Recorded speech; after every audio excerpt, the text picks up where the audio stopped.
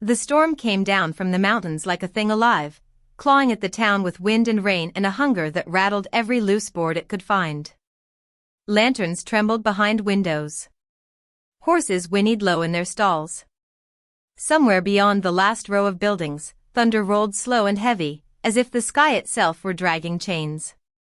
Eliza Crow stood at her kitchen table, hands braced against the worn wood, listening to the weather speak its dark language.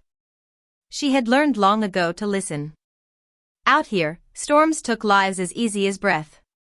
The knock came just as she lifted the kettle from the stove. It was not loud. That was what made it frightening. 3 measured raps, spaced apart, patient. Whoever stood on her porch was not afraid of the storm, nor of being turned away. Eliza froze, kettle steaming in her grip, heart pulling tight as a drawn bowstring. No one came to her door after dark. Not since the winter of graves.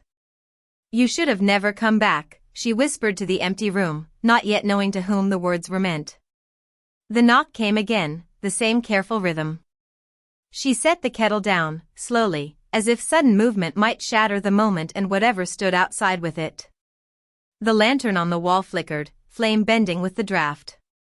Eliza reached beneath the table and wrapped her fingers around the handle of her shotgun. She did not lift it. She simply held it, grounding herself in its familiar weight. "Go on," she called, keeping her voice steady. "There's nothing here for you." For a long breath, there was only wind and rain and the groan of the old porch beams. Then a man spoke, his voice low, roughened by miles and memory. "I know," he said. "That's why I came." Something in the way he said it, quiet, resigned, made her chest ache before she knew why. Eliza moved to the door, every step heavy with caution. She slid back the bolt, opened it just enough to see.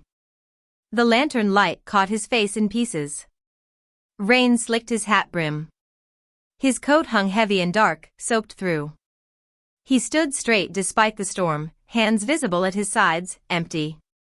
And his eyes, gray, tired, unmistakable, met hers without flinching. Her breath left her in a sound halfway between a gasp and a laugh that never made it out. "Ethan Hale," she said. He did not smile. He did not look away. "Evenin', Ellie." No one had called her that in 10 years. "You should have never come back," she said again, louder now, sharper, like a blade meant to keep him at bay. "This town buried you."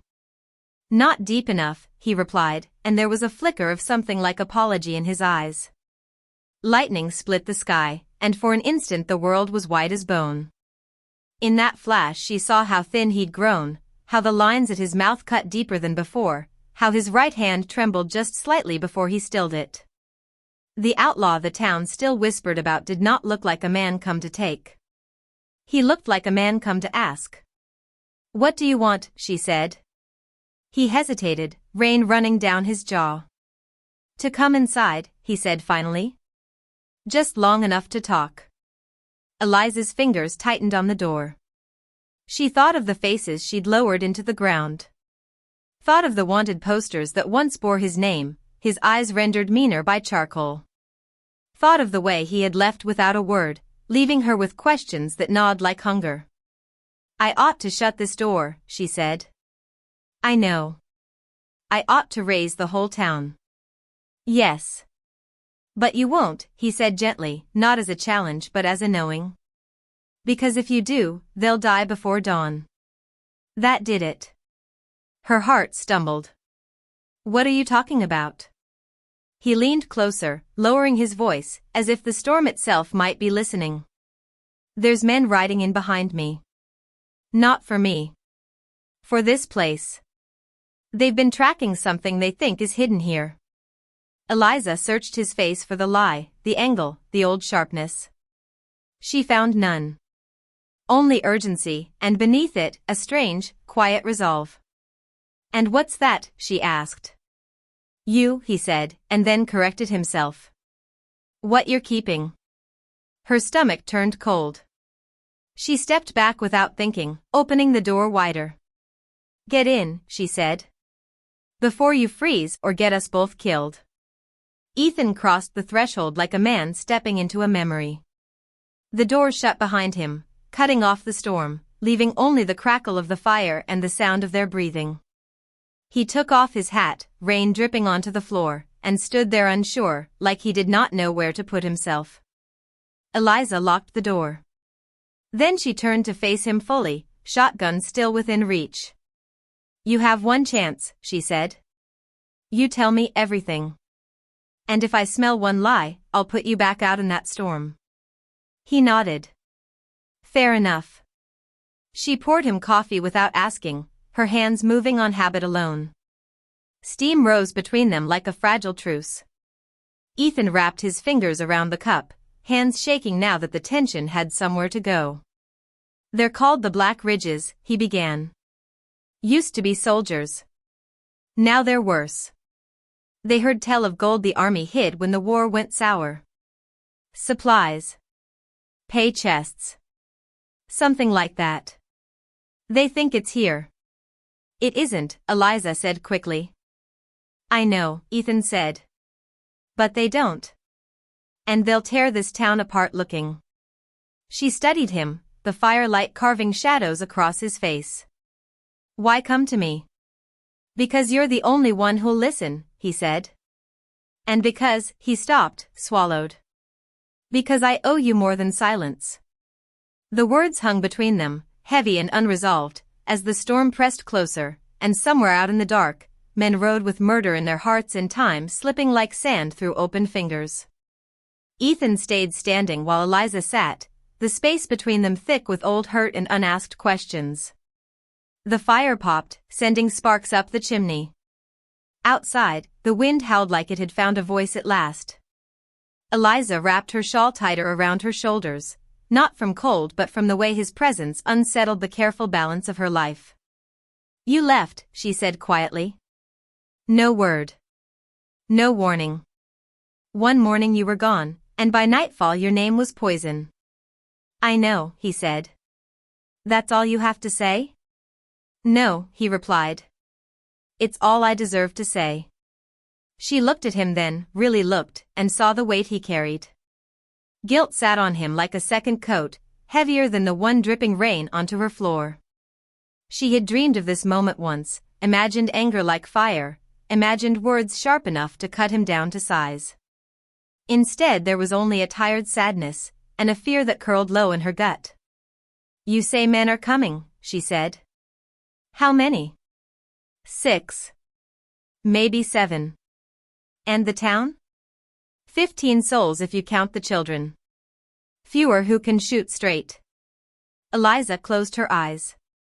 She pictured the small main street, the boarded-up storefronts, the church bell rusted with disuse. She had stayed when others left because someone had to remember. Because the land held bones, and someone had to tend them. "What do they want from me?" she asked. Ethan met her gaze. "They think you know where the army hid their spoils. They think your husband died for it." Her breath caught. "Leave him out of this." "I wish I could," Ethan said softly. "But they won't." Silence stretched. The fire burned lower. Eliza stood and began to pace, her boots scuffing the floorboards. "If you knew this, why didn't you warn us sooner?" "Because I wasn't sure," he said. "And because coming back meant this." "Facing me?" "Facing who I was," he said. "And who I wasn't brave enough to be." She stopped in front of him. "You're here now." "Yes." "And you're telling me because?" "Because I want to make it right," he said. "Or as close as a man like me can." Eliza studied his face, searching for the boy she'd loved beneath the scars and shadows. She found traces. "Enough. We need a plan," she said. Ethan nodded. "I have one." They worked through the night, voices low, moving pieces across the table as if it were a map of the world.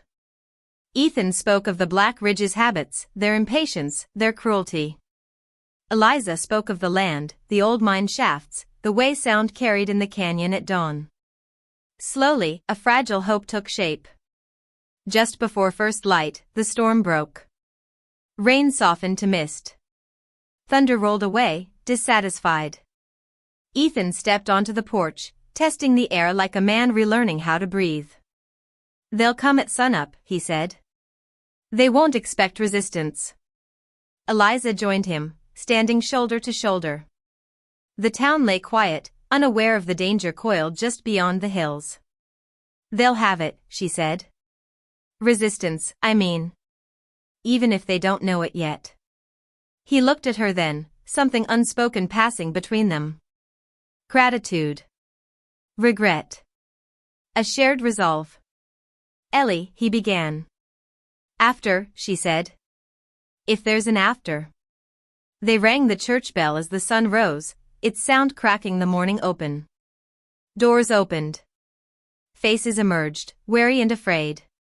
Eliza spoke, her voice steady as she told them what was coming. Some wanted to run. Some wanted to hide. A few, the ones who had lost the most, nodded grimly and reached for their rifles. Ethan stood apart, watching, saying nothing. He would not ask them to trust him. He knew better.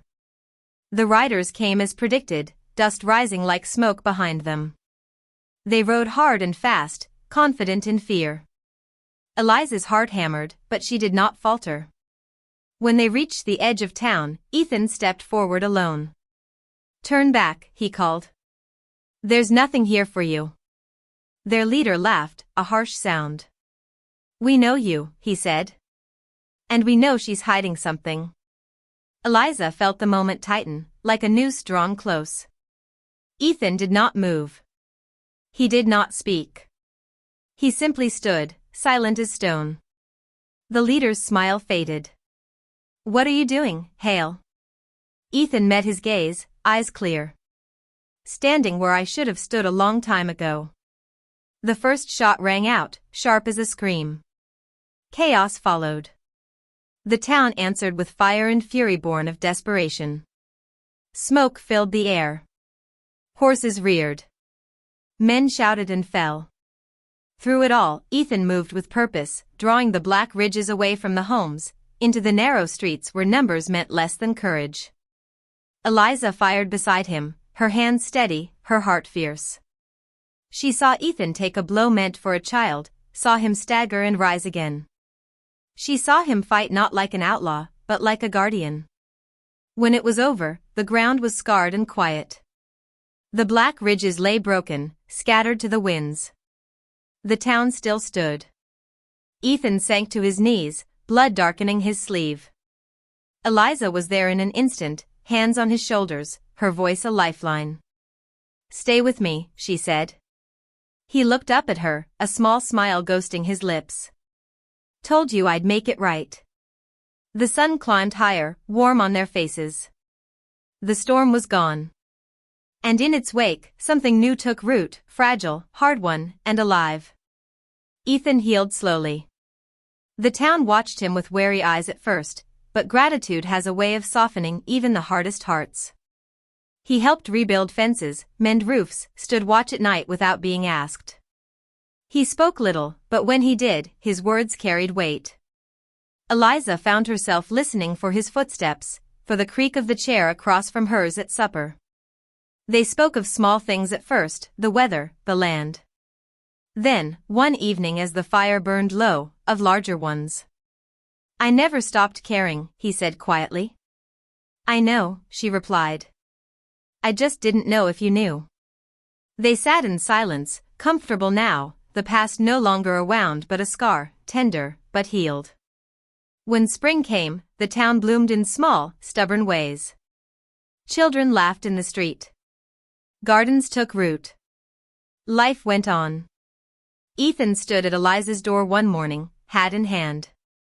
"I could leave," he said. "If you want." She looked at him, really looked, and smiled. "You should have never come back," she said gently. "But I'm glad you did." He stayed. And in the quiet heroism of daily life, they found redemption not in grand gestures, but in shared mornings, in storms weathered together, and in the simple grace of coming home.